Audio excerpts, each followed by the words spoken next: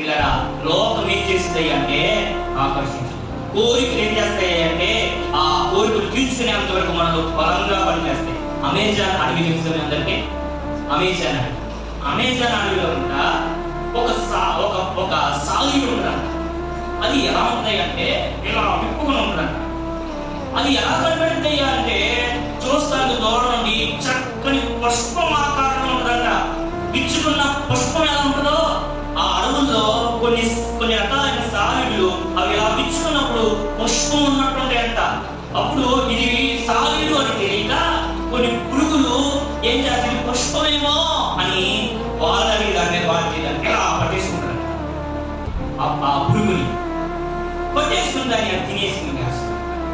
లోకం కూడా ఎలాగే సాలీడుగా ఉంటుంది. లోకం కూడా ఎలా ఉంటుంది, ఈ లోకం కూడా ఎలాగే సాలీడు విచ్చుకుని రా నేను పుష్పాన్ని అని ఆకర్షిస్తాయి. ఆకర్షించిన ఆ లోకంలోకి తెలియని ఎవరుడు వెళ్ళి ఇది పుష్పమేమో అని వెళ్తాడు. అదేం చేస్తుంది, లోకం ఆకర్షిస్తుంది. ఈ మార్పు కూడా ఈ విషయాలన్నింటినీ తను తాను తర్కించుకున్నాడు, తన వైపు చూసుకున్నాడు. ఎక్కడో లోపాలు వచ్చి చూసుకుని చర్చించుకుని సరి చేసుకున్నాడు.